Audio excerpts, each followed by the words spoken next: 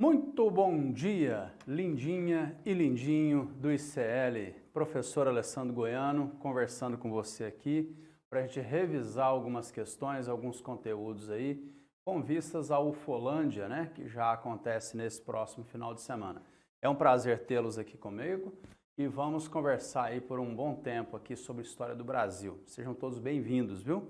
Fiquem bem, dá mais um golinho do café aí que você está tomando e let's nessa! Na medida que você for tendo dúvida dentro do que a gente for conversando, você manifesta aqui pelo chat e a gente vai tentar te atender da melhor forma possível, viu? Então, como diriam os soviéticos à época da Guerra Fria, let's nessa. Então, let's nessa. Todas as questões que eu selecionei para vocês são questões dos últimos vestibulares da Universidade Federal de Uberlândia. A gente vai fazer 8 questõezinhas do tipo teste e vamos fazer 2 questõezinhas discursivas. Algumas questões nós vamos mostrar para você o quão bem elaboradas elas são e outras nós vamos, infelizmente, ter que dar uma puxada de orelha aí porque poderiam ter feito uma coisa um pouquinho mais bem elaborada. Ô tio, então por que o senhor colocou esse tipo de questão aí pra gente? Porque ele pode cair de novo, né? A banca da UFA, às vezes, ela faz boas questões e, às vezes, questões que não são tão boas assim. Então, a primeira delas é de 2020, né? Então, é recente, coisa do ano passado, já em tempos pandêmicos.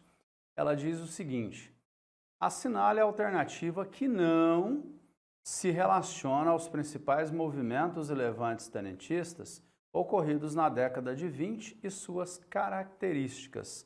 Bom, ele pediu para nós marcarmos abaixo aquele que não se relaciona com os eventos do tenentismo ou que não caracteriza o movimento tenentista. Então já circula o não aí para você deixá-lo em evidência e vamos conversar sobre isso. O movimento tenentista é um dos movimentos de contestação à república oligárquica que tivemos no Brasil. A primeira república ela começa com a proclamação da república em 1889 e vai até a chegada do Vargas ao poder em 1930. Pejorativamente, ela é chamada de República Velha. Claro que esse nome, esse apelido, essa nomenclatura, ela foi criada pelos seus detratores, pelos que vieram depois, por aqueles que queriam marcar a história, estabelecer um divisor para dizer, olha, a partir de agora eu estou inventando a roda, antes de mim nada existia, antes de mim era terra arrasada. Então é Vargas, a partir da década de 30, que vai passar a se referir ao que havia antes dele como um período velho, como um período arcaico. Então a gente, na história, durante muito tempo, usou o termo República Velha, mas é um termo que está em desuso, tá? O correto é você falar de Primeira República. A Primeira República é dividida em governo provisório, República das Espadas e a República Oligárquica, que é a maior. Ela pega em 94 e vai em 1930. Goiânia oligárquica por quê? Porque o poder está em poucas mãos. É um grupo ligado aos cafeicultores que exerce o poder. E se é uma república que serve a poucos, ela deturpa o próprio conceito original romano de res publica, né? Coisa de todos. Na verdade, ela não era uma coisa de todos, ela era uma coisa de poucos. E se ela era uma coisa de poucos, significa dizer, então, que havia uma maioria que não se sentia representada. Claro que essa maioria eram das camadas pobres, né, miseráveis, excluídas, mas existem outros setores da sociedade brasileira que também não se sentem representados. Por exemplo, a jovem oficialidade do Exército Brasileiro não se sentia representada, porque eles entendiam que o Exército era desprestigiado, eles entendiam que o Exército não se modernizava, eles entendiam que o foco daquele governo era muito mais os coronéis e os jagunços do que os militares da instituição Exército. E havia um entendimento nesses jovens oficiais, e daí o termo tenentismo, porque as patentes elas não ultrapassavam a patente de tenente, com 3 honrosas exceções: Capitão Luiz Carlos Prestes, General Miguel Costa e General Isidoro Dias, que aderiram aos revoltosos. A maioria, portanto, não ultrapassava a patente de tenente. Por isso o termo era tenentismo. É um movimento da baixa oficialidade do Exército Brasileiro que quer acabar com aquela república oligárquica que ali está. Eles querem destruir aqueles mecanismos que ali estavam, né? voto de cabresto, curral eleitoral, comissão verificadora de poderes. Ah, Goiânia, então eu posso concluir que se tratava de um movimento popular. Não, senhor. Não, senhor. Não é movimento popular, não. É um movimento, no máximo, de grupos médios urbanos. Porque a ideia não é democratizar, não é popularizar. A ideia é moralizar. A ideia é você ter um voto secreto, a ideia é você ter uma justiça eleitoral, a ideia é você estender o direito de voto às mulheres, mas um executivo forte, um exército fortalecido. Então não é um discurso democrático, não é um discurso popular, é um discurso moralizador. Então, a partir de 1922, esses jovens oficiais eles promoveram uma série de levantes no Brasil para tentar derrubar essa oligarquia, para tentar chamar a atenção da sociedade contra aquela situação que ali estava. Ok? É sobre esses levantes que ele pede para a gente analisar as alternativas e ver aquele que não fazia parte do movimento tenentista. Então vem comigo, por favor. Letra A.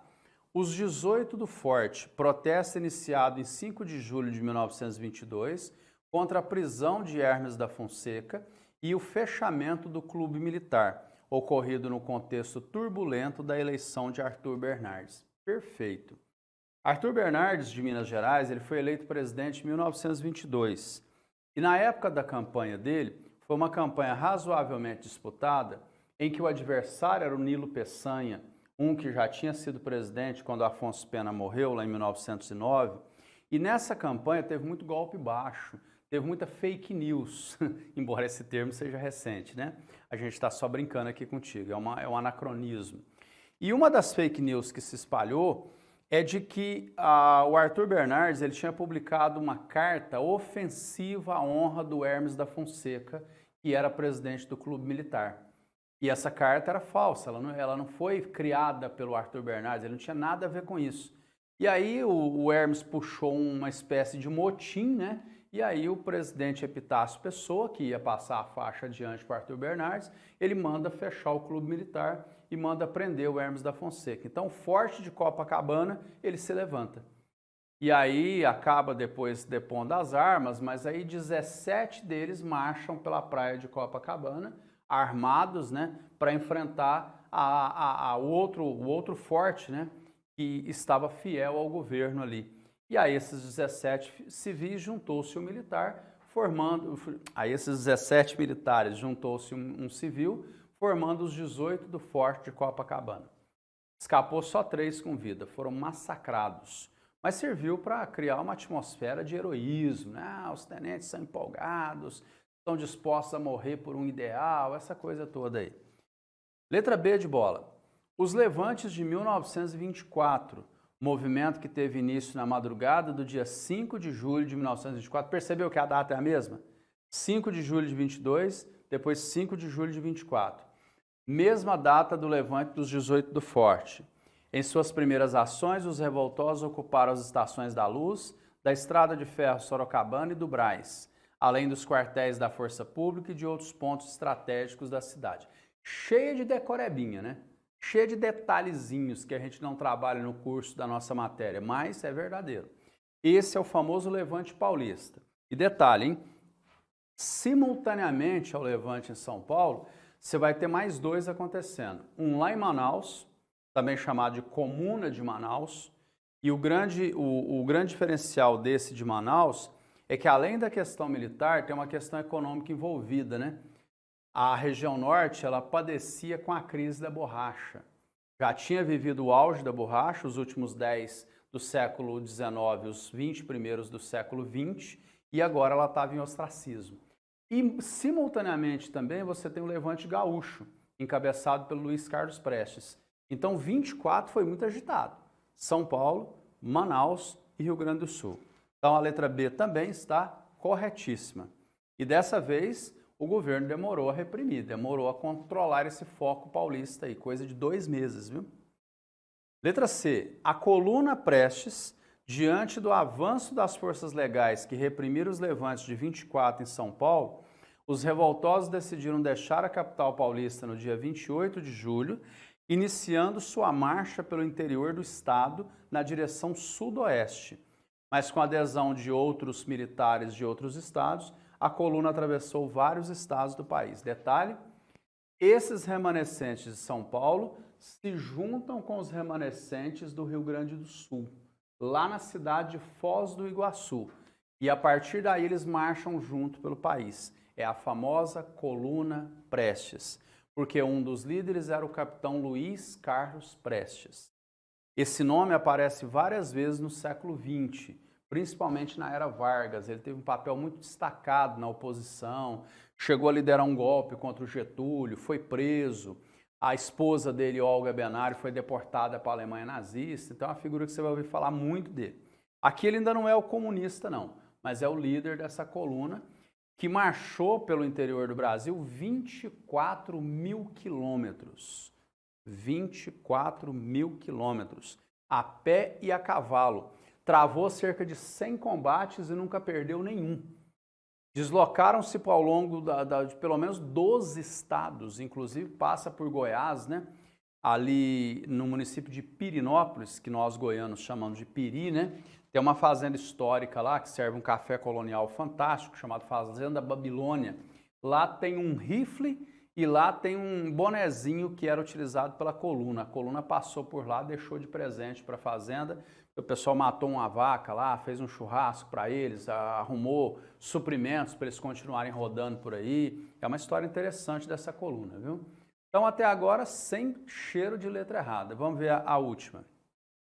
Levante comunista de 1923 buscou distribuir as terras dos latifúndios do interior do país entre os camponeses e a destruição do sistema oligárquico vigente. Foi brutalmente reprimida. Ah, não, gente, me ajuda aí. Não tem nada a ver.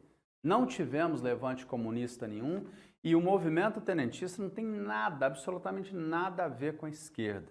Só para você ter uma ideia, que além de não ter tido movimento comunista, o Partido Comunista do Brasil só tinha sido fundado no ano anterior, 1922.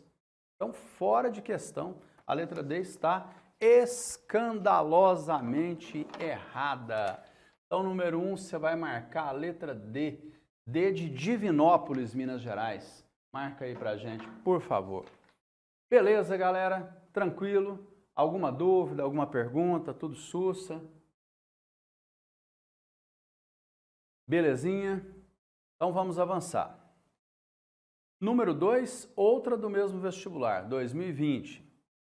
Os fazendeiros paulistas não se voltaram para o imigrante porque acreditavam nas virtudes ou na maior rentabilidade do trabalho livre, mas porque a alternativa do escravo desaparecia e era preciso dar uma resposta ao problema.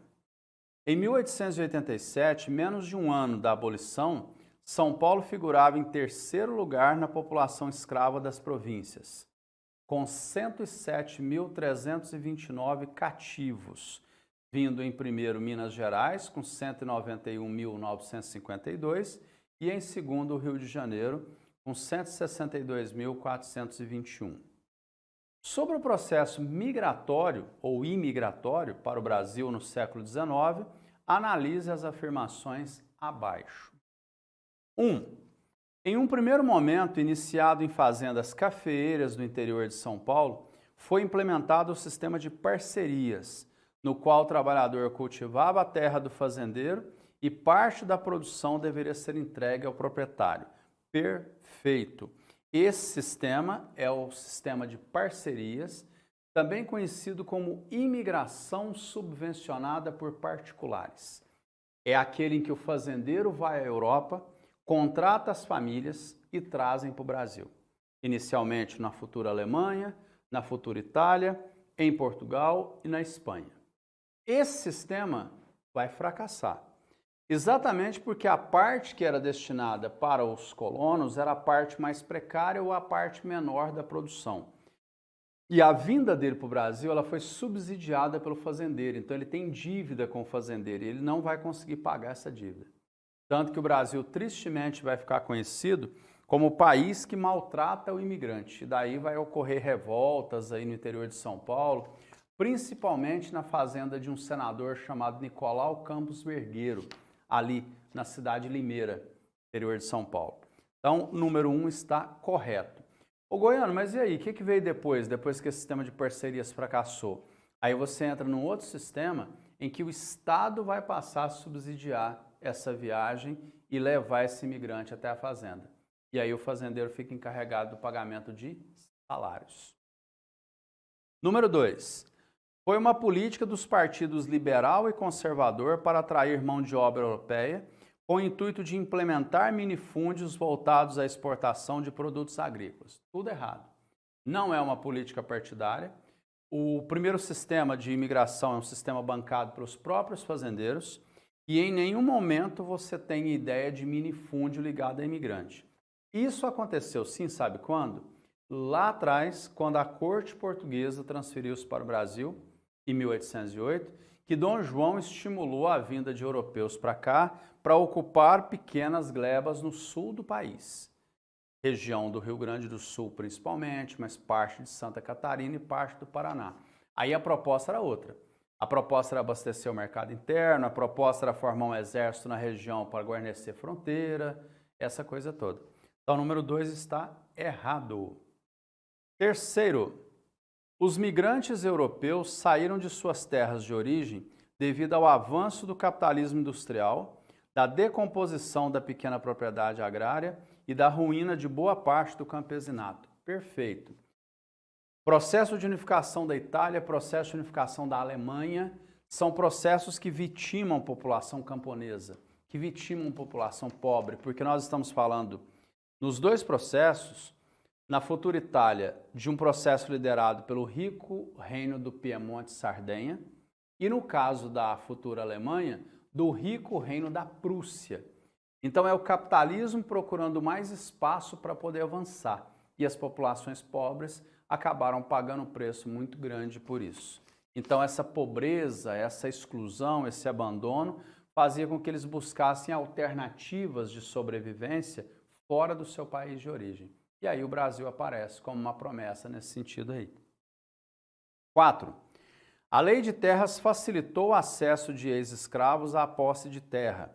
Dificultou, no entanto, o mesmo acesso aos imigrantes europeus. Cara, lei de terras é um assunto que você tem sempre que ficar ligado, porque ele pode cair tanto na prova de história, quanto na prova de geografia, quanto numa eventual temática de redação. A Lei de Terras de 1850, ela foi criada exatamente no contexto do fim do tráfico negreiro e do início da imigração europeia. O que acontecia no Brasil? O acesso à terra até 1850, ele era garantido pela doação e pela posse. O imperador doava para quem ele quisesse, ou o indivíduo chegava e pegava a terra e tratava de defendê-la contra os seus agressores. Só que nós estamos falando agora de um contingente europeu que está chegando que não é escravo. Então nada impede que esse cara abandone a lavoura do café, por exemplo, e venha se tornar um proprietário de terras. Então o parlamento percebeu o risco e resolveu regulamentar o acesso à terra. De que maneira? Criou-se uma lei dividindo as terras em terras particulares e terras públicas. As terras particulares eram aquelas que já tinham dono. Então o que eles iam ter que fazer? Eles iam ter que escriturar essas terras, fazer um documento, né, lá no cartório com relação a isso aqui.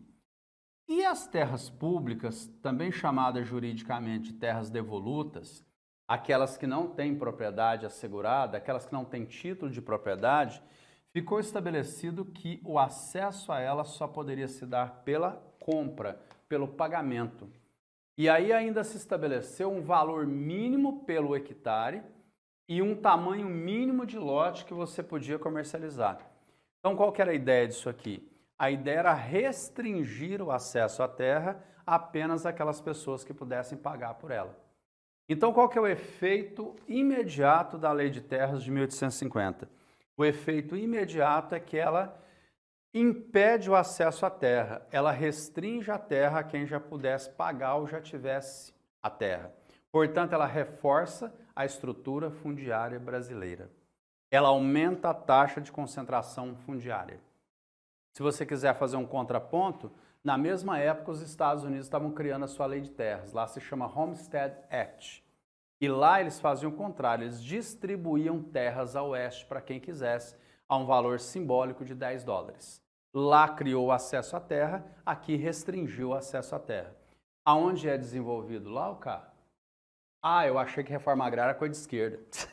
Olha que tolice da minha parte, né? Então, assim, os caras fizeram um acesso à terra e deu certo. A gente restringiu o acesso à terra e deu errado. Então, o que está certo aqui, galera? Quais são os itens que estão certos? 1 e 3. 1 e 3 da letra C, de Centralina, Minas Gerais, a princesinha do triângulo. Beleza, meninos? Beleza, meninas? Alguma pergunta, alguma dúvida? Nenhuma. Então, simbora para a nossa terceira questão. Mesmo vestibular. Questão sobre historiografia, que cai na UFO já tem algum tempo, né? Cabe ao historiador distinguir os contextos, as funções, os estilos, os argumentos, os pontos de vista e as intenções do autor das fontes. Ou, colocando de outra forma, compete ao estudioso da história realizar a leitura crítica do documento. Então, ao historiador compete analisar se aquele documento ele vale, não vale, se ele serve ao contexto, não serve, a quem que ele atende, a quem que ele deixa de atender, quais são as lacunas e assim sucessivamente, né? De acordo com o texto acima, é incorreto afirmar que, circula o incorreto, escreve errado do lado para você não confundir, né? Incorreto e correto são palavras que se assemelham na sua pronúncia, então é importante você trocar por certo e errado. De acordo com o texto acima, é errado afirmar que, letra A, fonte histórica é tudo aquilo que pode fornecer ao historiador informações sobre o passado. Todavia, de acordo com o objeto de estudo de um historiador, determinadas fontes podem ser apropriadas ou não para sua análise. Perfeito. Então, eu vou estudar determinado tema, determinado período histórico. Existem fontes que vão auxiliar o meu trabalho e existem fontes que não vão contribuir para o meu trabalho. Cabe a mim dizer se eu vou trabalhar com essa, aquela ou outra. Beleza? Tranquilo isso. Letra B. Apesar de existirem vários tipos de fontes disponíveis ao historiador, as únicas que realmente são corretas e revelam o conhecimento histórico são as fontes escritas. Ué, então a gente não estuda o período em que não há escrita? Estuda, sim, senhor. E ele se chama pré-história. A pré-história pega desde tempos imemoriais, lá do aparecimento do Homo sapiens, até o momento que se fala do aparecimento da escrita, o que teria surgido mais ou menos aí por volta de 4.000 anos atrás, tomando a Mesopotâmia como referência. É lógico que outras civilizações podem ter descoberto isso bem mais tarde, mas é uma referência que nós usamos. Não, a gente usa várias fontes históricas, registros rupestres, por exemplo, testemunho de época, né? Imagens, a gente usa estátuas, né? A gente usa escavações arqueológicas. Então, a fonte escrita é apenas uma das fontes que a gente utiliza. Então, a letra B está errada, ele pediu para marcar errada, identificada já está. Vamos ver a letra C? Um documento não pode ser entendido como a realidade histórica em si, mas como veículo de porções ou partes dessa realidade. Perfeito, o documento foi escrito por alguém. Vai que aquele documento tem um viés de interesse daquele grupo que confeccionou aquele documento. Então, cabe ao historiador entender que aquele documento nos traz uma parte da verdade, mas ele não nos traz toda a verdade. Porque muitas das vezes, aquele documento foi produzido a partir do interesse de um grupo e que propositadamente silenciou sobre outros, né? A gente vê muito isso, por exemplo, quando estudamos a Guerra do Paraguai, né? Houve um tempo que acreditávamos que a Guerra do Paraguai ela foi movida pelo imperialismo britânico contra o nacionalismo paraguaio. Aí a gente descobre que aquele tipo de escrita fez parte de um contexto de luta contra uma ditadura que procurava, de certa forma, forjar lideranças latino-americanas para criar um ambiente de enfrentamento ao governo que ele estava. Aí soubemos por meio dos estudos do professor Francisco Doratioto da UNB que, na verdade, se trata de um choque geopolítico de interesses dos países da região. A Inglaterra não tem nada a ver com isso. Então, ao historiador cabe esse discernimento, essa malícia, de entender que, muitas das vezes, aquele documento ali, ele traz apenas um fragmento da verdade, uma visão de um grupo, mas não toda a visão. O historiador tem que ir atrás disso aí. Beleza? Por isso que assim, a história é uma ciência. Ela não é achismo, né? Ela é uma ciência. Tá? Letra D. As fontes são sempre exploradas com os filtros do presente do pesquisador, de acordo com valores, preocupações, medos e conflitos do período em que estão sendo analisados. Perfeito, acabei de falar do exemplo da Guerra do Paraguai. Os historiadores da década de 60 e 70, vivendo a ditadura no Brasil, eles deram enfoque à Guerra do Paraguai que o professor Francisco Doratiotto deu diferente depois. Mas por quê? Porque a realidade do historiador mudou. Quando eu analiso um período histórico, eu analiso a partir dos meus valores, a partir da minha leitura de mundo, a partir da minha formação, a partir do conhecimento que eu tenho, a partir dos meus gostos, a partir dos meus valores, né? Então, a verdade é que você não tem uma verdade absoluta na história. Ela acaba sendo influenciada pelos valores do próprio historiador. É óbvio que, como sendo ele um cientista, ele vai procurar diminuir o peso que esse tipo de influência tem. Mas não tem como tirar ela totalmente. Nós somos humanos, né? Então, vamos lá. Questão de número 3, qual é a única errada aí? Letra B de Buriti Alegre, Goiás. Marca aí pra gente, por favor. Terra do Marrone, a segunda mais fake do Brasil. Marca aí pra nós, por favor. Galera, alguma dúvida, alguma pergunta? Tá todo mundo caladinho aí? Tá todo mundo entendendo alguma coisa? Beleza? Então tá bom. Vamos embora. Questão de número 4. Essa já é do ano anterior, 2019. Felizes éramos nós que não ouvíamos falar de pandemia em 2019. Éramos felizes e não sabíamos, né? A colonização brasileira tomou o aspecto de uma vasta empresa comercial que, apesar de ser mais complexa que o sistema de feitorias, manteve o mesmo caráter que essa, explorando os recursos naturais em proveito do comércio europeu. Esse sentido da colonização explicará a formação e a evolução histórica dos trópicos americanos. Caio Prado Júnior. Essa é a leitura mais clássica da colonização brasileira. De vez em quando a UFO cobra uma questão na contramão da leitura do Caio Prado Júnior, mas ela vai te orientar para isso. Ela vai dizer, não, apesar do contexto geral ser de plantation, grande propriedade, mão de obra escrava, produção voltada para o mercado externo, a verdade é que havia também pequenas propriedades, pequenos proprietários, produzindo em menor quantidade, mas o sentido geral da colonização é o nosso amigo Caio Prado Júnior que traduz aí para nós, que é a boa e velha plantation. E o que é isso?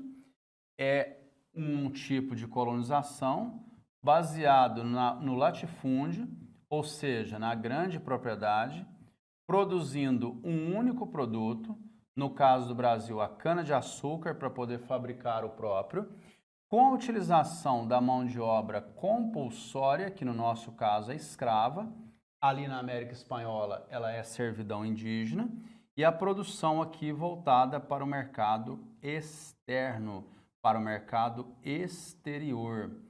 É o sistema de plantation, né? E se você ainda quiser acrescentar aqui, você vai colocar aqui como parte do colonialismo o exclusivo comercial, ou também você pode chamar de monopólio de comércio, né? Em que a colônia só pode comercializar com a sua metrópole. Ela está presa a essa exclusividade, a esse exclusivismo. Então, o sentido geral da colonização é isso aqui. Grande propriedade, cultivo de um único gênero, com a mão de obra escrava, voltada para o mercado externo e baseada no exclusivo comercial ou no monopólio de comércio. Tranquilo? De acordo com a teoria apresentada, essa do Caio Prado Júnior, né?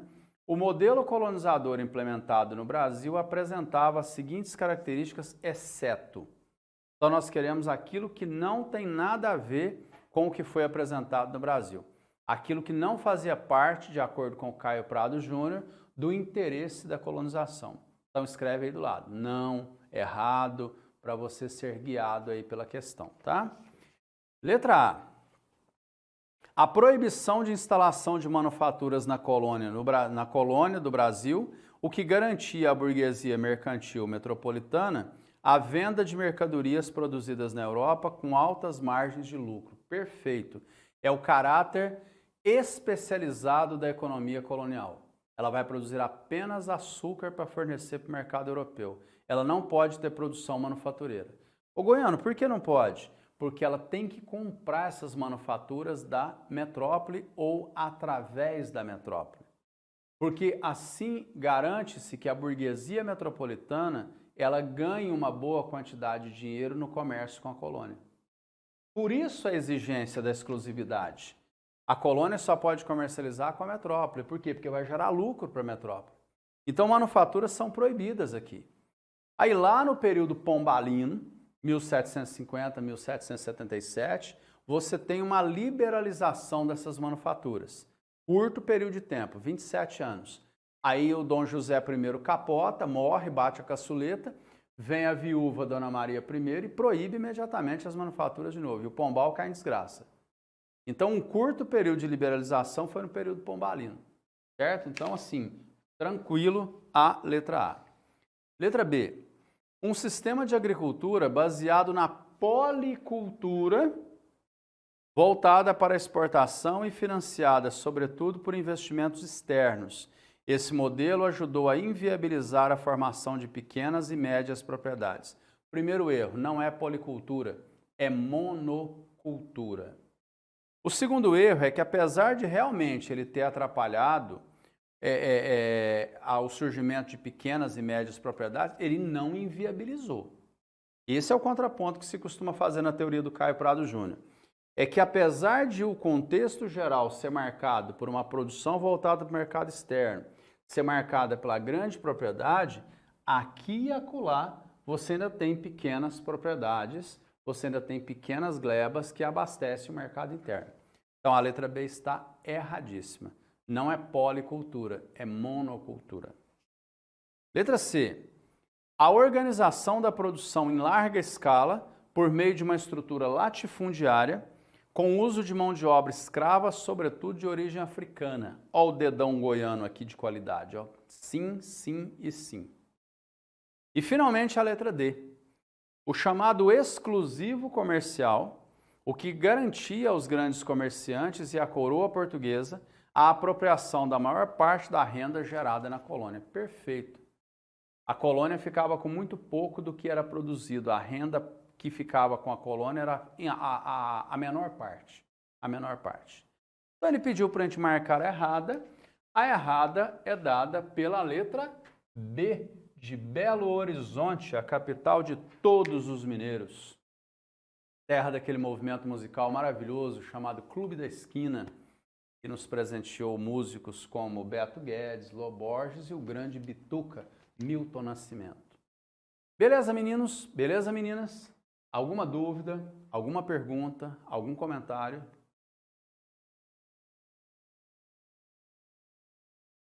Belezinha? Então vamos avançar para a quinta questão. Quinta questão também é de 2019. Vejamos do que fala a quinta questão. Foi o mais notável movimento popular do Brasil, o único em que as camadas mais inferiores da população conseguiram ocupar o poder de toda uma província com certa estabilidade. Primeira insurreição popular que passou da simples agitação para uma tomada efetiva do poder. Então, ele está falando de um movimento onde as camadas populares não só se revoltaram, como tomaram o poder. Tudo certo, está tudo muito bem explicado, que nem dúvida surge. Ô, Ana Laura, obrigado. Fez eu ganhar o dia agora. Um cheiro para você, viu?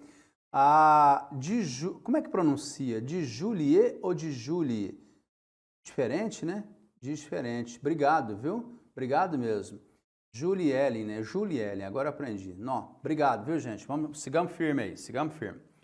Bom, a citação acima diz respeito à cabanagem, uma das principais revoltas ocorridas no chamado período regencial brasileiro. Acerca desse movimento, é correto afirmar que... Me dá um minutinho para um parêntese, por favor. Quando eu falo de rebeliões regenciais, eu estou falando de um período em que muitos movimentos aconteceram em um curto pedaço de tempo. Nós estamos falando de uma regência que vai de 31 a 40. Então, nós estamos falando de 9 anos. E nesses 9 anos, nós temos um monte de revolta acontecendo por aí. Um monte dela.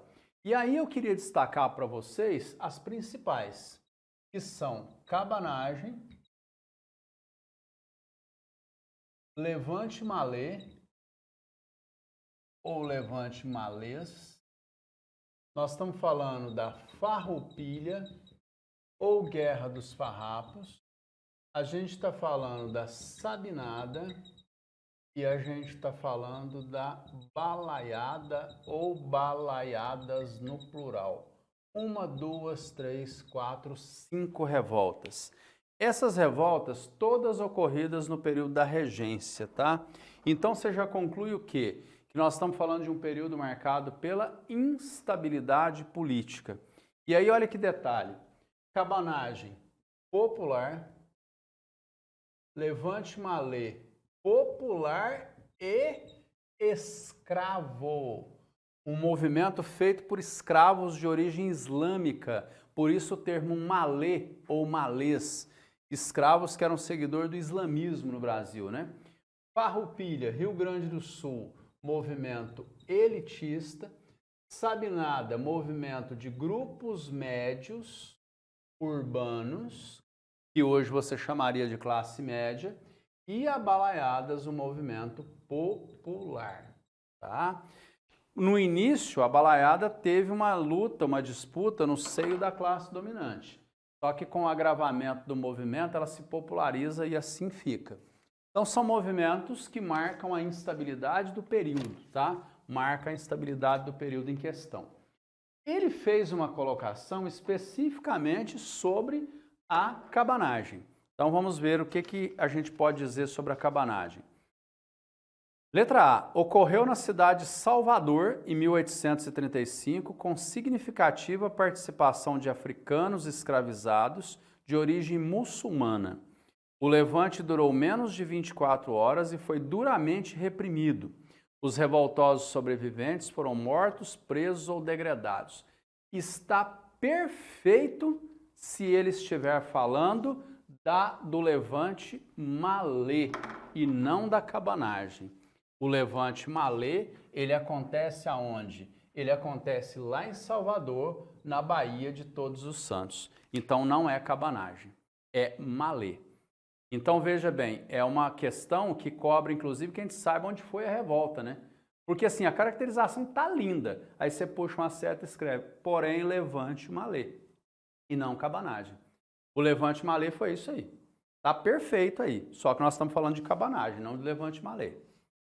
Letra B, ocorreu no Maranhão entre os anos de 1831 e 1841 e foi liderado por homens pobres, com o apoio de escravos, vaqueiros e mesmo de alguns fazendeiros, que enfrentaram grandes proprietários de terra, comerciantes e autoridades políticas. Outro, perfeito, só que ele está falando de quem? Ele está falando da Balaiadas. A Balaiadas ocorrida no Maranhão é um movimento popular que tem participação de escravos, que tem participação de vaqueiros, que tem participação de quilombolas. Manuel Ferreira dos Anjos, o Balaio, representando populações pobres urbanas, o Cosme Bento das Chagas, o quilombola, o Raimundo Gomes, o cara preta, né, que era, na verdade, um líder vaqueiro. E alguns proprietários, pequenos proprietários, participaram dela. Então, ela é do Maranhão, é um movimento popular, tá? Letra C. Ocorreu na província da Bahia entre os anos de 1837 e 1838. Seu objetivo era, dentre outros, a criação de uma república de caráter transitório ou provisório, até que Dom Pedro II alcançasse maioridade. Perfeito de novo, só que ele está falando de quem? Ele está falando da Sabinada. A Sabinada, ocorrida na Baía de Todos os Santos, está bem caracterizada na letra C, mas não é dela que queremos falar. A gente quer falar da cabanagem. Então sobra a letra D de dado para nós. Ó. Ocorreu na província do Grão-Pará entre 1835 e 1840, em decorrência da exploração sofrida pelos trabalhadores submetidos a um regime de trabalho de semi-escravidão. Esses foram violentamente reprimidos e aproximadamente 30 mil pessoas morreram assassinadas por tropas imperiais em incêndios. Calcula-se que esse número ele representasse, na época, 40% da população paraense. Então, imagina que 40% da população de uma província morra numa revolta só. E é uma revolta popular. E a cabanagem é a única em que eles tomaram o controle do Estado. Eles controlaram a província. Os irmãos Vinagre, Francisco Vinagre e Pedro Vinagre, e depois um líder popular novo pra caramba, com menos de 30 anos, chamado Eduardo Angelim. Angelim, inclusive, é o nome de uma árvore que tem no Cerrado, né? Ele adota Angelim como sobrenome. Então, essa sim é a caracterização correta da cabanagem, dada aí na letra D, né? Sobrando somente a Farroupilha aqui, que o local dela é Rio Grande do Sul, chegando um pedacinho dela para Santa Catarina. Então, questão de número 5, vamos marcar mais uma letra D. Opa, é de azul, Goiano. A letra D de Diamantina, Minas Gerais, terra do ex-presidente Juscelino Kubitschek. Marca aí pra gente, por favor. Região do Vale do Mucuri. É isso aí, galera. Alguma dúvida, alguma pergunta com relação à questão de número 5, por gentileza? Então, let's nessa. Questão de número 6. Essa já tem 2 anos, hein? Essa já é de 2018. Vamos ver o que pede essa número 6 aí. Por volta de 1880, os padrões de Haussmann, foram universalmente aclamados como o verdadeiro modelo do urbanismo moderno. Como tal, logo passou a ser reproduzido em cidades de crescimento emergente, em todas as partes do mundo, de Santiago a Saigon. Santiago é no Chile, Saigon é no Vietnã. Então, de um extremo a outro, né, os padrões Haussmann foram adotados. Quem que é esse Haussmann? O que é isso, Goiano? Esse cara foi um administrador nomeado por Luiz Napoleão Bonaparte, lembra dele? Sobrinho de Bonaparte, chegou ao poder na França a partir de 48, 50, por aí. Então, ele foi nomeado pelo Napoleão para remodelar a cidade de Paris. E ele vai remodelar a cidade de Paris com alguns critérios, com algumas coisas em mente. A ideia, por exemplo, de alargar as avenidas centrais para facilitar a repressão policial. A ideia, por exemplo, de afastar populações pobres das regiões centrais. A ideia de fazer saneamento básico, higienizar a cidade. Então, a ideia é higienização, é depuração, é urbanização no sentido, não vamos usar urbanização como conceito geográfico, modernização no sentido estético, no sentido de obras, né? E isso deu tão bem que foi replicado em outros cantos do mundo, inclusive no Rio de Janeiro, do começo do século XX, do prefeito Pereira Passos. Você já sabe onde é que essa nossa conversa vai parar, né? Essa conversa nossa vai parar na revolta da vacina. Né? Mas esse modelo, né, de embelezar o centro da cidade, alargar a avenida. E detalhe, viu? No caso dele em Paris foi muito polêmico porque ele derrubou muito prédio com valor histórico fantástico. Os únicos prédios que ele poupou no projeto dele foram as igrejas. As igrejas foram poupadas. Por isso que nós visitamos ainda hoje a Catedral de Notre Dame. Né? Então, vamos ver o que ele traz para nós aqui. Estamos na questão 6. As reformas urbanas foram inspiradas no modelo parisiense a partir de fins do século XIX, influenciando, por exemplo, a intervenção urbanística do prefeito Pereira Passos no Rio de Janeiro, não falei? Sobre tais reformas é incorreto afirmar que, circula o incorreto, escreve errado do lado aí para você não confundir. Letra A. As intervenções buscavam higienizar as cidades com a instalação de redes de esgoto e de água com o objetivo de prevenir epidemias. Perfeito. No Brasil, qual que é a conversa? Combater a malária? Não. Combater a febre amarela? Isso. A varíola e a malária, ou seja, combater essas doenças infecto-contagiosas, né? Febre amarela, varíola e peste bubônica. Eu acho que eu estou confundindo aqui, não é febre amarela, varíola e peste bubônica, né? Exatamente. Então a ideia era fazer essas intervenções no sentido de higienizar, né? De sanitizar. Então letra A, tranquilo, ele pede a errada. Letra B. As ações urbanísticas modernizantes tinham por objetivo deslocar as massas incivilizadas para as periferias citadinas. Ou seja, eu vou pegar aqueles indesejáveis, aqueles que não fazem parte daquele mundo urbano burguês que está ali, ou que eu não quero que faça parte, e vou excluí-los, vou jogá-los para as áreas periféricas. Deixa eu te contar uma coisinha. No Rio de Janeiro, depois que as ruas eram alargadas, criados passeios, aquela coisa toda, criavam-se códigos de postura, por exemplo, para que, para você frequentar aquele espaço, você tinha que usar determinada vestimenta, por exemplo, terno e gravata. Era uma forma de você afastar pessoas pobres do convívio urbano. Então as obras não foram feitas com proposta de inclusão, elas foram feitas com propósito de exclusão, né? Eu poderia agora te convidar para a gente dar uma fugidinha da aula, mas não vou fazer isso não. Eu poderia discutir um pouquinho com você como o espaço do shopping center, por exemplo. Por que os rolezinhos de periferia incomodam tanto, né? Porque parte do pressuposto que aquele espaço que ali está, ele não é para aquele tipo de gente. Aquele tipo de gente não pode frequentar aquele espaço. Aquele espaço é para outro tipo de pessoa. Mas a gente vai fugir da aula, vai gerar polêmica, então deixa isso quieto. Letra C. O traçado sinuoso das antigas ruas e avenidas era mantido, visando a preservação das construções de valor histórico. Negativo. Retaram as ruas, destruíram casas, puseram prédios históricos abaixo, porque a ideia ali, o valor, não é preservar. A ideia é de que aquilo que está ali é velho, que aquilo não serve, que aquilo tem que ser modernizado. Já pensou se um negócio desse tivesse acontecido em Olinda, Salvador, ou mesmo Ouro Preto da vida? Já pensou o valor histórico que nós perderíamos com isso? Então a letra C está errada. E é essa que nós queremos, né? Vamos ver a letra D? O alargamento das ruas e das avenidas buscava ampliar a mobilidade e o controle policialesco, agilizando o deslocamento de tropas. Perfeito. Quando o cara modernizou Paris, lá o Haussmann, o que ele lembrava profundamente, como estudioso que ele era? Que lá em 30, por exemplo, em 48, quando teve a revolução contra o o Carlos X, perdão, e depois contra o Luís Filipe, o rei burguês, o que a população fez no centro de Paris? Ela ergueu barricada. Ela se aproveitou daquelas ruas sinuosas e se protegeu atrás de barricada. Lembra que o escritor francês Victor Hugo vai escrever a obra Os Miseráveis, tendo como pano de fundo as barricadas francesas de 1830.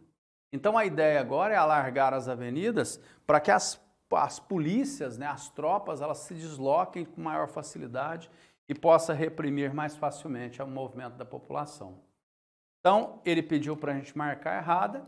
A errada é dada pela letra C, de Caldas Novas, Goiás, a nossa Las Vegas do Cerrado. Eita, nós! Tranquilo, galera? Beleza pura, sem mistura. Alguma pergunta, algum comentário? Tá tudo tranquilo? Podemos avançar? Beleza? Então vamos lá. Vamos fazer a nossa 7ª questão. Questãozinha da UFO de 2017. Muito bem, 2017. Muita coisa era diferente em 2017, né? Você não tinha pandemia, entre outras coisas. Maio de 1978 tem suas raízes no cotidiano operário, tecido especialmente nos primeiros anos da década. Ficou ruim essa minha leitura, né? Deixa eu começar de novo. Maio de 78 tem suas raízes no cotidiano operário, tecido especialmente nos primeiros anos da década, ou seja, algo que foi gestado nos primeiros anos da década de 70. Finda a euforia do milagre, o afloramento da crise econômica atingia ainda mais diretamente a classe trabalhadora, que pautava a sua atuação nos marcos da resistência contra o binômio arroxo-arbítrio, arroxo econômico, arbítrio político, ou seja, dificuldade econômica, repressão, dificuldade econômica, autoritarismo. Superexploração, autocracia. Eu exploro minha mão de obra e eu tenho um Estado que não é democrático, ele é autocrático, ele é centralizador, ele é autoritário, que entrelaçados intimamente impunham ao proletário uma dura realidade. Cara, que bacana esse texto de entrada. A gente resume a ditadura militar de uma forma muito simples quando a gente está com pouco tempo, dizendo o seguinte: por que tivemos uma ditadura? Por que tivemos uma força bruta tão ampla? Por que tivemos um autoritarismo tão forte? Para garantir o caminho para a implantação de um modelo econômico extremamente impopular. Veio a ditadura e botou os sindicatos sob intervenção. Veio a ditadura e acabou com o pluripartidarismo. Veio a ditadura e interveio nas organizações sindicais, estudantis, operárias. Veio a ditadura e criou uma lei de segurança nacional. Veio uma ditadura e baixou um AI-5. Veio uma ditadura e fecha, limita, censura, controla. Porque a partir daí ela vem e faz o quê? Diminui o salário mínimo, arrocha as condições do trabalhador, acaba com a estabilidade no emprego, concentra a riqueza, favorece as multinacionais, favorece os ricos. E aí como é que o trabalhador vai protestar? Que partido que ele vai usar para protestar? Cadê a UNE para lutar pelos estudantes? Cadê a CGT para lutar pelos trabalhadores? Cadê a liberdade de expressão para você poder reclamar que você está ganhando pouco? Então você entende o sentido da ditadura a partir daí. Que todo aquele autoritarismo, toda aquela truculência, ela serve a propósitos, ela serve a alguns senhores. E se você tomar o mandato do presidente Médici como referência, o slogan dele era segurança e desenvolvimento. O que ele entendia como segurança? Repressão, autoritarismo. E crescimento? Crescimento econômico, tanto que ele embalou o período do milagre. O problema é que o milagre não durou para sempre, né? O milagre ele se esgota ao final do governo Médici. O famoso milagre econômico, como os próprios militares gostavam de definir, e os seus ministros da Fazenda civis, ele vai durar aproximadamente de 1969 a 1974. Que corresponde aproximadamente ao governo do presidente Médici. Aí quando você passa o bastão adiante, o que você tem? Crise do milagre econômico, crise econômica da ditadura. Vem comigo.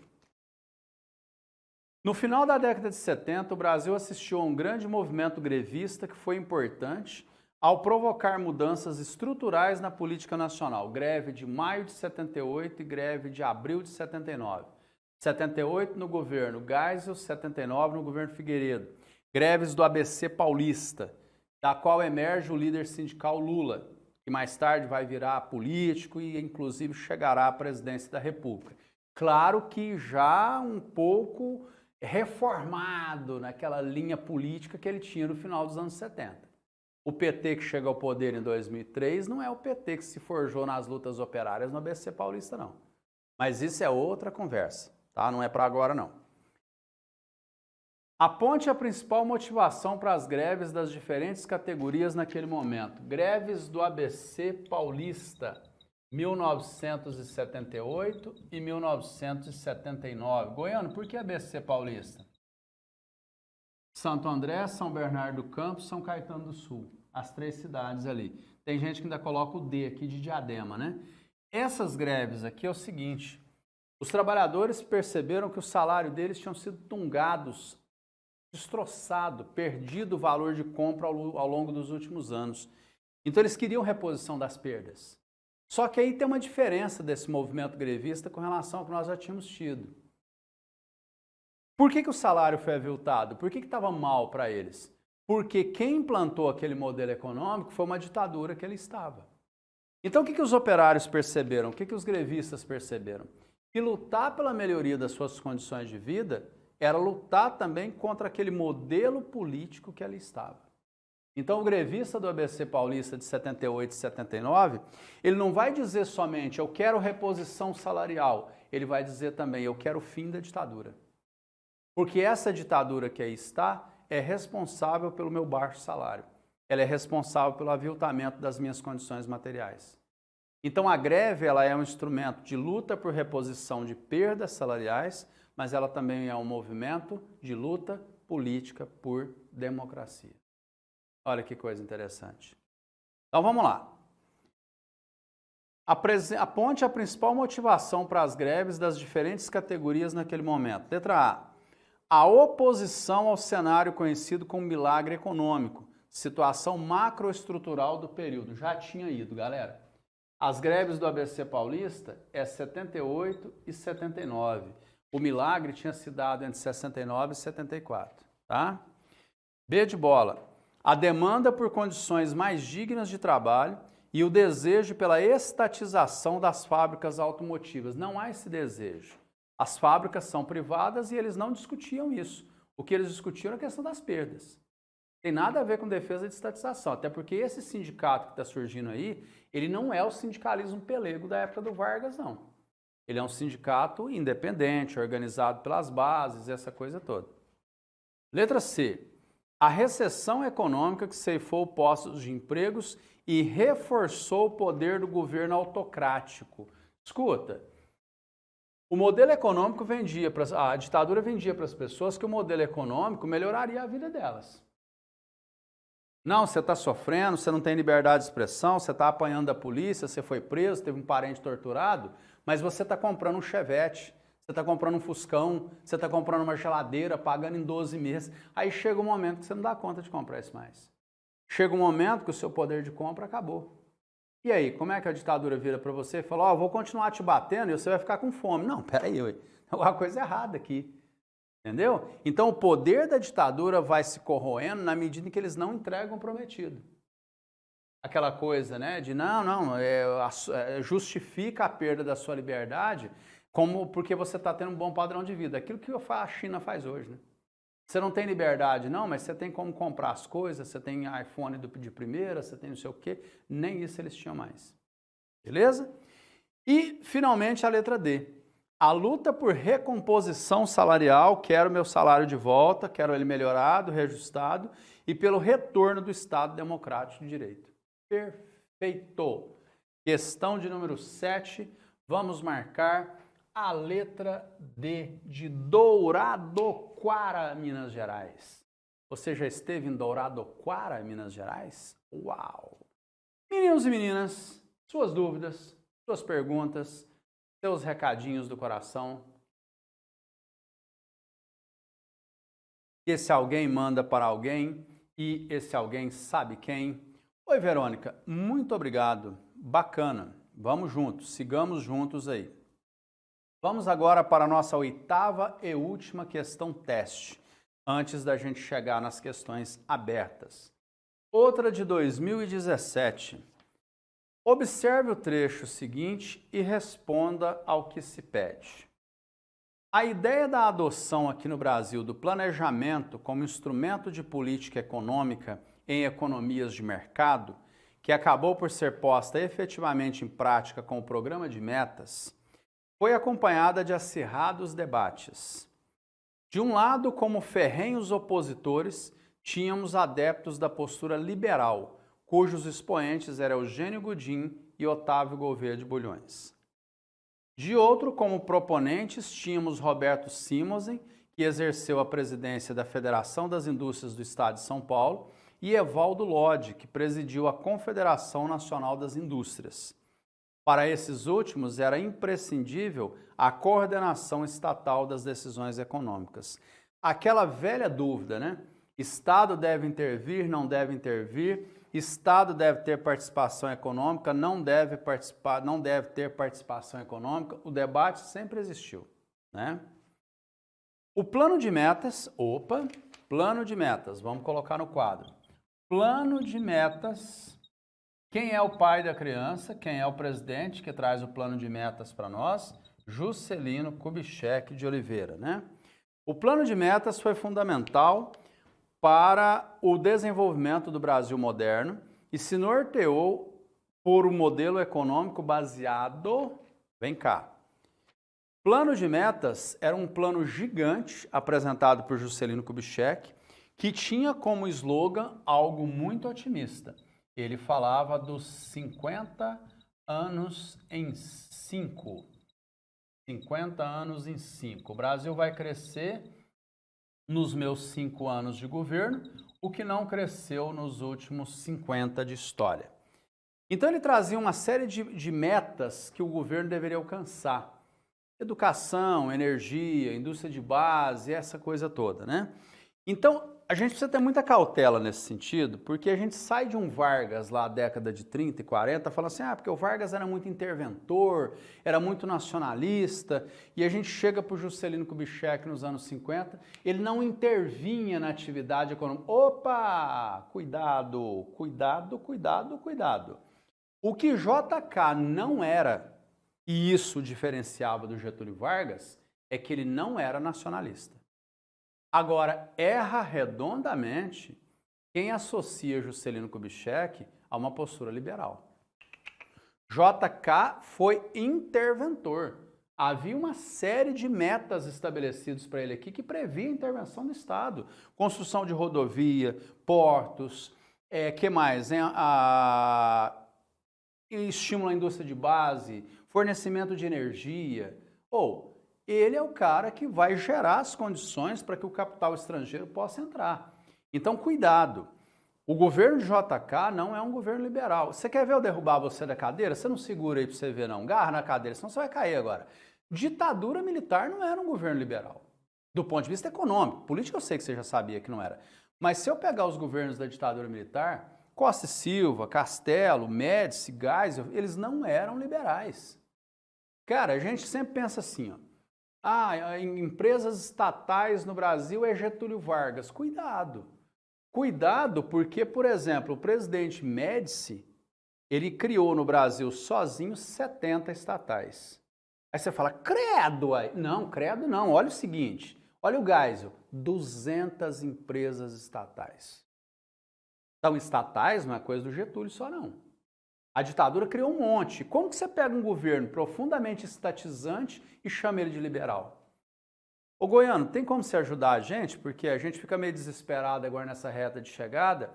Tem uma referência aí para a gente associar liberalismo à economia brasileira? Tem. É quando o mundo está conversando sobre neoliberalismo. Aí você vai trazer para o Brasil e vai associar o Collor, que começa o seu governo em 90. Aí você tem um intervalo com o Itamar e depois você aprofunda o liberalismo com quem? Você aprofunda o liberalismo com o FHC, o neoliberalismo, Fernando Henrique Cardoso. Aquele vendeu até a mãe. A mãe eu não sei se ele entregou não, mas o que ele pôde vender de estatal, ele vendeu, né? Então assim, cuidado com isso, viu? O JK não é liberal na economia, JK é interventor. O que JK não era, e aí você está correto de falar, é que ele não era nacionalista, tanto que ele abriu as porteiras aí para as multinacionais chegar.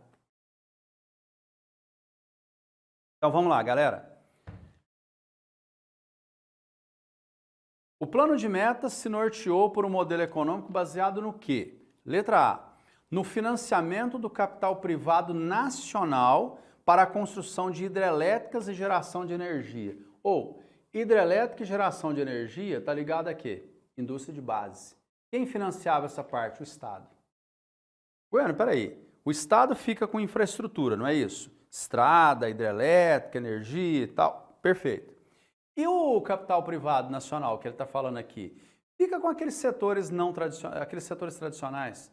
Alimentício, têxtil, fábrica de móveis, né? Mesma coisinha da ditadura. E o creme de la creme?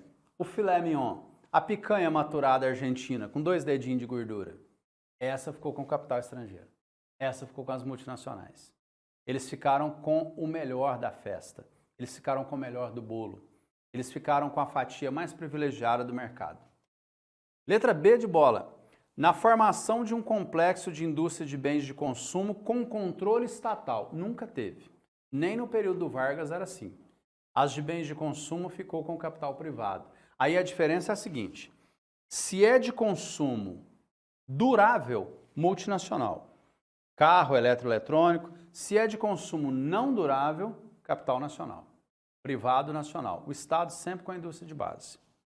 Letra C, na criação de uma infraestrutura e de uma indústria de base com forte participação estatal. Perfeito. Hidrelétrica, ampliação de construção de rodovias, etc, etc, etc. O JK pegou o Brasil com 6.000 quilômetros de estradas pavimentadas e entregou com 30.000. Ele multiplicou por 500%, né? Ah, que maravilha, Goiânia, que cara arrojado. Sim, você só não esqueça de ter o senso crítico, né? Você só não esqueça que isso foi feito sacrificando as ferrovias. Nós passamos a ter uma matriz de transporte ligada ao setor rodoviário por culpa do JK.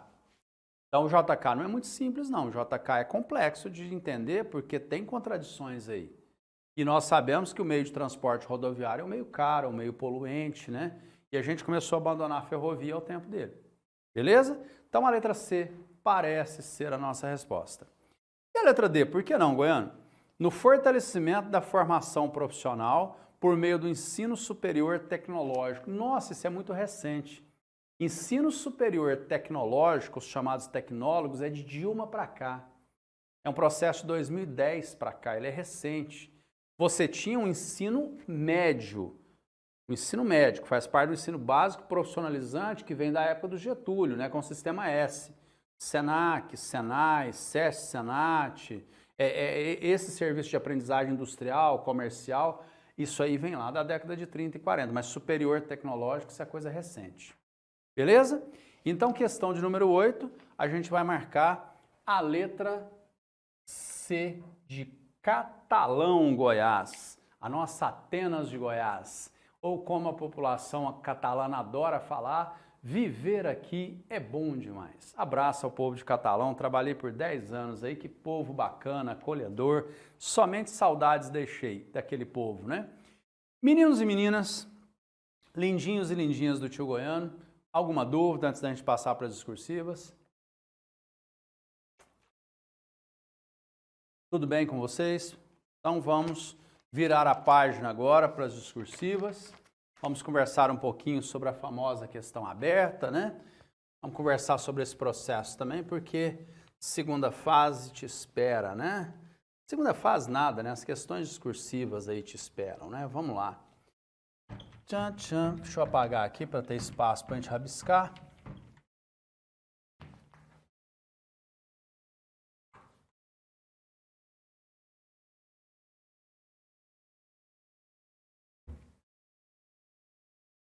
Moçada, quem quiser me seguir lá nas redes sociais, viu? Eu estou lá no Facebook e estou lá no Instagram, Professor Alessandro Goiano. Será um prazer ter vocês por lá, viu? De vez em quando a gente posta alguma coisa lá, cutuca daqui, cutuca dali, bota uma bobagem lá, porque ninguém é de ferro também, né? Depois você aparece por lá. Instagram e Facebook, Professor Alessandro Goiano. Dá uma chegadinha lá depois nas nossas páginas lá. Lindinhos e lindinhas, seguindo viagem aqui na nossa epopeia. Não apareceu dúvida, beleza? Tá tudo certo, né? Então vamos conversar aqui sobre questões discursivas. A número 9 e a número 10. Questões de escrita discursiva. Muito bem. Vamos lá, galera. Continua sem dúvida, né? Então, vamos lá. Questão de número 9. Observa-se hoje em dia, em vários países ocidentais, a radicalização de políticas econômicas neoliberais atreladas à atuação de governos autoritários. Entretanto, é preciso ressaltar que o autoritarismo político também foi uma marca do século XX, tanto na Europa quanto no Brasil.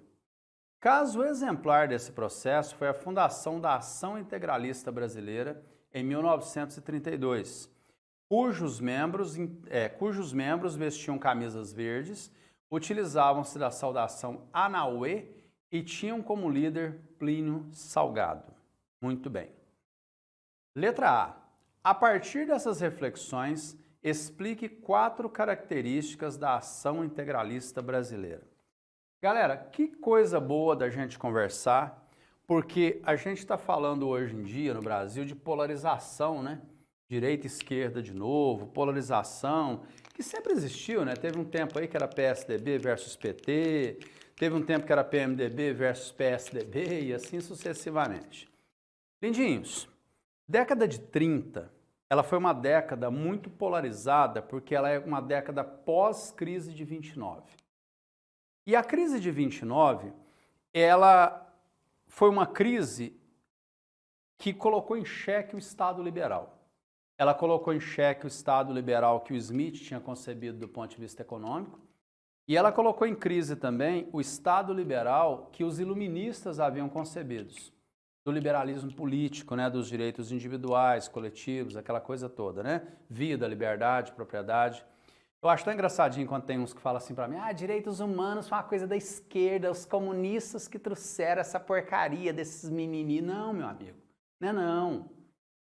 Quem falou de direitos humanos foi a burguesia francesa, porque ela veio de um regime absolutista, em que se você discordasse do rei, você ia preso, você morria, você era chicoteado.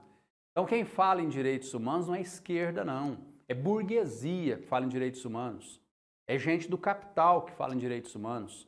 O povo se diz liberal e nunca leram os liberais na vida, né? Então crise de 29 afetou isso. E aí surgiram dois tipos de críticas, né? Primeiro tipo de crítica, uma crítica à direita.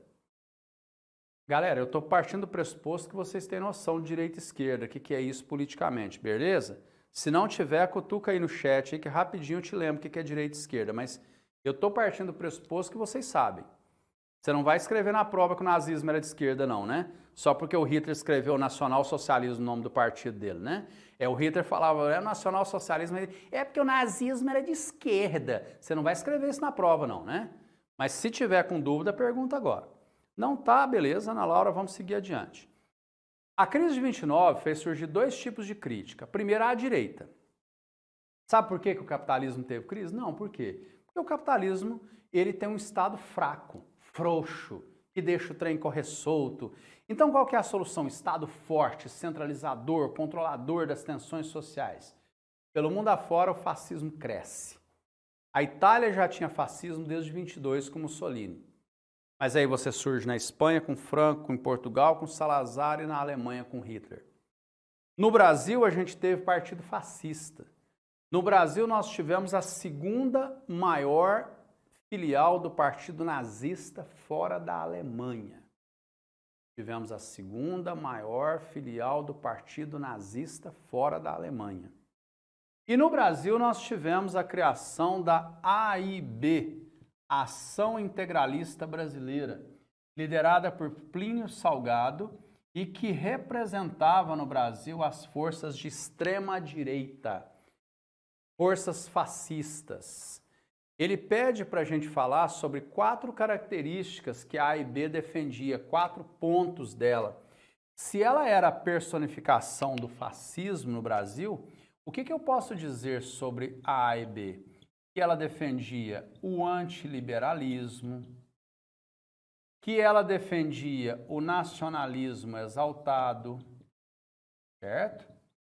Que ela defendia o ufanismo, que é o sinônimo de nacionalismo exaltado, que ela defendia o anticomunismo,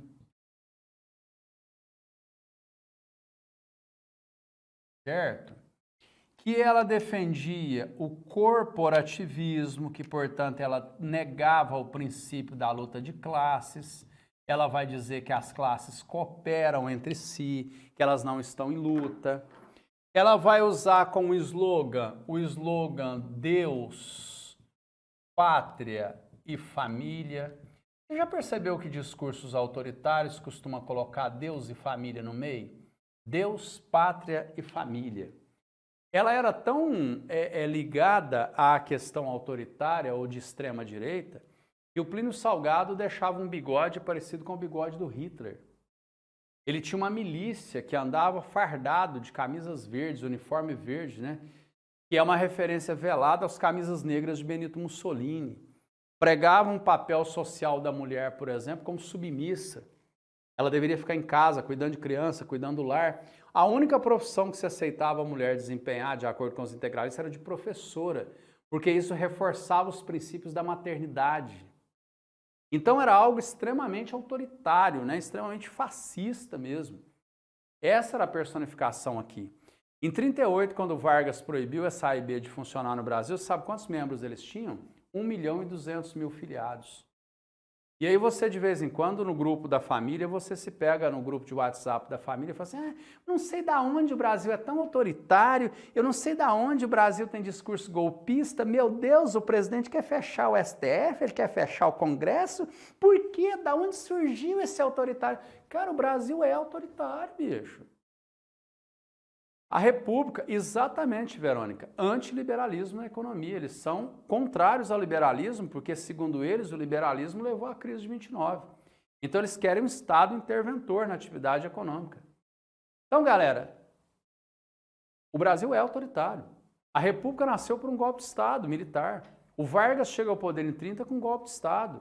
Em 37, ele dá outro golpe de Estado e impõe uma ditadura. Em 64, você tem um golpe que implanta uma ditadura de 21 anos. Ou em 133 anos, em 132 anos de república, você já se perguntou quantos golpes de Estado nós já tivemos? Está na raiz do Brasil, infelizmente, esse autoritarismo, esse discurso golpista. Esse desejo pela arma, pelo revólver. Não, pega a arma lá, vamos dar tiro, vamos fechar aquele STF, vamos dar tiro nos ministros. O brasileiro adora a arma. Né? E aí arrumou um presidente aí que estimula isso, aí você imagina o estrago, né? Verônica, ficou tranquilo para você, né? Eles eram antiliberais, sim, você está correta, tá? A crise de 29 também gerou uma crítica à esquerda. Então a única coisa que me impede de nomear o cara de fascista é por ele ser liberalista. Então, Verônica, aí você me aperta mais um pouquinho, porque a conversa fica um pouquinho mais profunda. Sabe por quê? Que ele é autoritário ou tem rompantes autoritários? Perfeito, estou contigo. Só que no caso do fascismo tem outras coisinhas aí. Por exemplo, o fascismo ele tem muito vínculo com a questão partidária.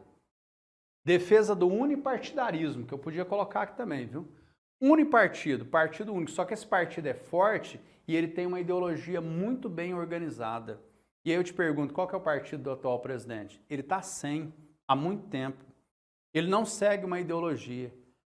Outra coisa que eu não vejo no governo dele, por exemplo, eu não vejo um discurso totalitário no governo dele.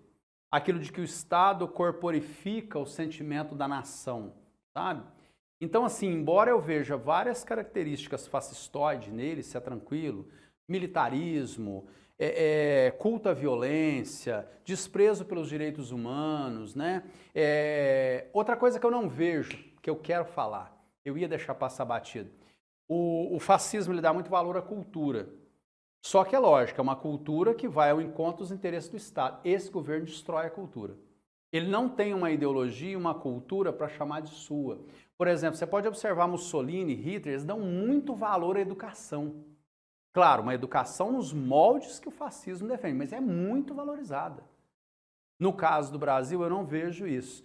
Então, eu aconselho você a dizer que ele tem simpatias, a dizer que ele lembra, né, que algumas características são parecidas, mas eu não colocaria ele como fascismo ou fascista, porque eu acho que ainda falta alguma coisa aí. Ainda bem, né? Mas falta alguma coisa aí. Então, eu vejo como autoritário, sim. Eu vejo como alguém que desrespeita direitos humanos, sim. Como alguém que não tem apreço pela vida. Como alguém que gosta de fazer esses espetáculos montado em moto, montado em cavalo, que é coisa de Mussolini. Copiadinho do Mussolini. Mas falta alguma coisa aí. Falta o partido, falta a ideologia, falta a cultura. Beleza, Verônica? Então vamos lá. Só que a crise de 29 também fez surgir um outro tipo de crítica. A crítica à esquerda. Que é aquela que vai dizer o seguinte, sabe por que o capitalismo teve crise? Não sei por quê. Porque o capitalismo vive de crise. Então como é que eu faço para acabar com a crise no capitalismo? Só tem um jeito, é acabando... Não, beleza, Verônica, está certinho, porque o momento pede muito esse tipo de discussão, né? E se a gente percebe que a universidade, ele está em rota de colisão com as universidades, com certeza... alguma coisa nesse sentido vem. Ditadura, autoritarismo, pode ter certeza. Você está certinho de ter essa preocupação aí. Galera bonita, para a extrema esquerda, por que o capitalismo teve crise em 29? Porque o capitalismo vive de crise. Olha o velho Marx aí. Olha o velho Engels aí. Então, como é que eu faço para acabar com a crise do capitalismo? Eu acabo com o próprio capitalismo. Então, que tipo de discurso cresce? O de extrema esquerda. Vamos fazer a revolução proletária, vamos tomar o poder, vamos acabar com a propriedade privada, vamos não sei o quê.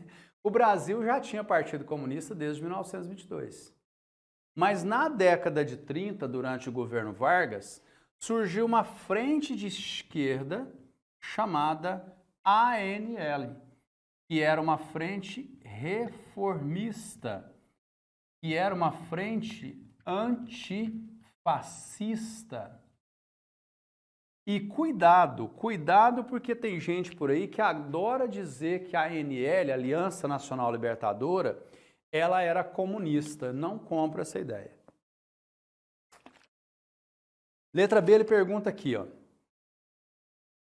Contrapondo seus integralistas, foi fundada em 1935 a Aliança Nacional Libertadora, de tendência antifascista, que congregava comunistas, socialistas e outros grupos, tendo como presidente de honra Luiz Carlos Prestes. Ou seja, tinha comunista dentro dela? Tinha. Mas daí não dá para dizer que ela era comunista. Vamos olhar o que ela defende. Descreva sobre pelo menos 2 pontos básicos do programa da ANL. É aqui que você fala se ela era comunista ou não. O que a ANL defendia, galera? A ANL defendia, por exemplo, nacionalizar empresas estrangeiras. Nacionalização de empresas estrangeiras. A ANL, por exemplo, defendia o calote na dívida externa, o não pagamento da dívida externa. A ANL defendia, por exemplo, a reforma agrária. A ANL defendia, por exemplo, a participação nos lucros das empresas. E aí eu faço a seguinte pergunta para vocês. Algum desses pontos aqui são comunistas? Nenhum. É o conceito errado que as pessoas têm da palavra comunista, né? Elas não estudam para saber o que é comunismo. Elas acham que qualquer proposta reformista é sinônimo de comunismo, e nós sabemos que não é. Comunismo, para te ajudar e facilitar, comunismo é você tem que defender necessariamente o fim do Estado e da propriedade privada. Senão não é comunismo. Ela não está defendendo o fim da propriedade privada. Ela não está defendendo o fim do capitalismo. Ela está falando que você deveria nacionalizar a empresa estrangeira, deveria não pagar a dívida externa. Tem vários países capitalistas que fazem isso. Promover reforma agrária, os Estados Unidos fizeram uma ampla no século XIX com o Homestead Act, a gente já comentou isso aqui hoje. Então as duas se embateram no Brasil, esquerda e direita, mas não quer dizer que a ANL fosse comunista. Cuidado com essas caracterizações apressadas, né? Comunismo é outra coisa, é muito diferente. Meninos e meninas, tá tranquilo? Belezinha? E aí, vamos fechar com uma sobre ditadura, que é muito cotada para cair, né? Estamos em tempos de um Brasil em que pessoas pedem a volta do AI-5. Vocês cansaram de ver isso aí nas manifestações? A volta do AI-5, intervenção militar, AI-5 com o presidente, não sei o quê. Bom, então vamos lá.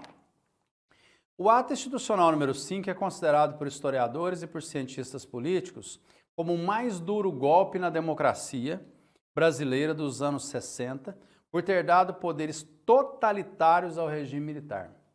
Ele entrou em vigor em 13 de dezembro de 68, durante o governo do presidente general Arthur da Costa e Silva. Ei, Alessandro, você hoje tá uma beleza para ler, hein? Tá atropelando tudo. Aí ele pergunta, considerando-se as informações apresentadas, responda às questões abaixo, né? Ou seja, ele quer uma questãozinha sobre o AI-5. Governo do general presidente Arthur da Costa e Silva. Ele pede aí, ó, letra A. Letra A. Cite e explique 5 das determinações mais importantes do AI-5. Cara, ato institucional foi algo criado para que o presidente, para que o ditador, a partir de 64, ele pudesse legislar por meio de decretos. Porque num Estado democrático de direito, os poderes, cada um fica na sua. Um legisla, o outro executa, o outro fiscaliza. A ditadura inverteu essa ordem. O Executivo Federal criava lei. Nós tivemos ao longo de 21 anos de ditadura, a gente teve 33 atos institucionais. O quinto é o mais famoso. Sabe por que ele é o mais famoso? Ele nem vou escrever ali, porque você tem no gabarito aqui que eu pus tudo para você. Peguei lá da UF para você ter o gabarito oficial aí. Primeiro que o presidente poderia intervir em todas as unidades da federação, estado e município. O presidente poderia intervir nos 3 poderes, legislativo, executivo e judiciário. Inclusive, eu não sei se você sabe, o presidente da República podia fechar o Congresso a hora que ele quisesse. Depois que a minha aula acabar, você dá uma googada aí e coloca aí foto do presidente Costa e Silva no Congresso vazio. Ele tirou uma foto com o Congresso vazio, ele fechou o Congresso. O AI-5 dava poderes ao presidente para fechar o Congresso Nacional. Aí, Goiânia, mas qual que é o problema de fechar aquilo? O problema é que, bem ou mal, deputado e senador foi escolhido por nós. Então, ele está fechando, na verdade, o poder em que tem mais representatividade popular. Se a gente não sabe exercer isso muito bem, é outra discussão. Mas ele tem representatividade. Se não fosse os freios e contrapesos que nós temos no Brasil atual, nós poderíamos estar numa situação muito pior, você não acha, não? O AI-5 também dava ao presidente da República o poder de decretar estado de sítio a hora que ele quisesse. Goiano, o que é estado de sítio? É quando você suspende os direitos e garantias individuais e coletivos. Então, o seu direito de ir e vir, o seu direito de se expressar, o seu direito à reunião pacífica, sigilo das suas ligações telefônicas, sigilo da sua correspondência, tudo isso cai no estado de sítio. Você quer ver outra coisa que o AI-5 dava de poder? Ele suspendia o habeas corpus para crime político. Então, os juízes de direito, eles eram proibidos de conceder habeas corpus quando o crime do acusado ele tinha motivação política. Então, por exemplo, eu fiz uma crítica ao presidente da República e eu fui enquadrado no AI-5. Fui preso por conta disso. Não tem como eu pedir o habeas corpus. O judiciário está proibido de fazê-lo. E o presidente da República, inclusive, tem poder para aposentar juiz de direito, compulsoriamente. Você está entendendo o que é o AI-5? Você tem ideia do que representou o AI-5? Ele representou um dos maiores arbítrios que o Executivo Federal pode ter no país. Ou seja, o presidente da República ele podia fazer o que ele quisesse. Não havia nenhum tipo de contrapeso ao exercício do poder dele. Como se ele fosse dotado de uma permissão para fazer o que ele absolutamente quisesse. Outra coisa que você pode comentar, a partir do AI-5, a censura oficialmente foi adotada nos meios de comunicação. Censura. A partir do AI-5, a tortura foi institucionalizada. Você vai ter órgãos especialmente criados para isso, né? O DOI-CODE, por exemplo, se encarregou disso, é a questão da letra B, né? A tortura passou a ser utilizada como ferramenta política para combater a oposição no Brasil. Então é muito doloroso o tanto que sofremos para acabar com isso aqui, a geração que antecedeu a minha. Você vê um indivíduo levantar uma cartolina e falar assim, pela volta do AI-5, queremos o AI-5. Ou dói no fundo da alma. Porque assim, divergência entre política, né, direita, esquerda, centro-direita, centro-esquerda, super louvável, democracia.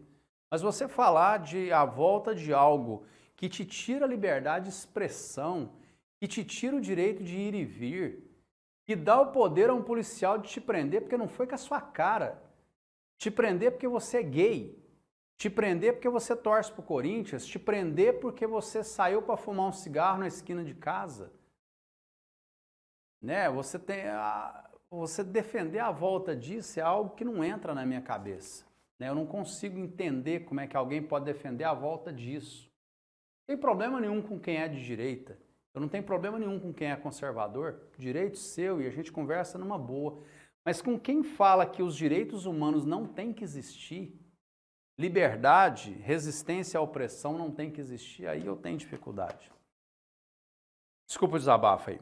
Letra B. No contexto posterior à publicação do AI-5, os aparelhos policiais e militares de repressão ampliaram-se e se espalharam por várias cidades e estados brasileiros. Explique as principais funções e características do DOI-CODE e do DOPS nos chamados anos de chumbo. DOPS, galera, que é a letra B, né? DOPS, na verdade, é algo que já existe desde a época do Getúlio Vargas, viu? O DOPS é a Delegacia de Ordem e Prevenção Social. Pode-se dizer que o DOPS, e aí você tem todas as funções detalhadamente para vocês aí no gabarito, o DOPS ele funcionava como uma delegacia que ficava como um encarregado de vigilância, monitoramento, patrulhamento, e era também a delegacia que emitia certificado de bons antecedentes. Se você fosse para uma entrevista de emprego, por exemplo, você tinha que apresentar um certificado de que você não era uma pessoa subversiva, perigosa, né, com ideias políticas revolucionárias ou coisa parecida. Ou seja, a sua orientação política era decisiva para você arrumar um emprego ou não. Você tinha que apresentar esse atestado de bons antecedentes. E os COD-DOI, ou DOI-COD, né? Você pode ver escrito dos dois jeitos, pode aparecer COD-DOI e pode aparecer DOI-COD. Eram o órgão encarregado da repressão propriamente dita. Eram encarregados de fazer as prisões, eram encarregados de comandar os julgamentos, ainda os interrogatórios, né? E é esse organismo, ou esses organismos aqui, Destacamento de Operações e Informações, Centro de Operação e Defesa Interna, é que foi responsável no Brasil pelo uso sistemático da tortura. Tortura como instrumento de combate político a adversários. O Brasil tem muitos casos de pessoas que foram mortas sob torturas, de pessoas que tiveram seus cadáveres enterrados em locais ignorados, né? A famosa figura do desaparecido. E aí fica a dor pior, né? Porque além de você perder um parente, imagina você não ter uma lápide para poder chorar esse parente, né? A Comissão Nacional da Verdade, instalada no governo Dilma, ela apurou levantamentos, né, de várias pessoas que a família nunca teve notícia nem sequer de onde é que está enterrado, né, em local ignorado. Então a repressão institucionalizada na ditadura, ela vem de 68 para frente com o AI-5 e vai durar até 78. O AI-5 deixa de existir na virada de 78 para 79. Então ditadura é uma temática bem cotada. Dá uma olhada aí, dá uma passada, principalmente no período Médici ali, né? Auge de crescimento econômico, auge de repressão, porque isso no Brasil atual é muito cotado. Galera, muito obrigado pela companhia de vocês, viu? Desejo boa prova para todo mundo, desejo tudo de bom para vocês aí, se cuidem, tá? Abraço, galera!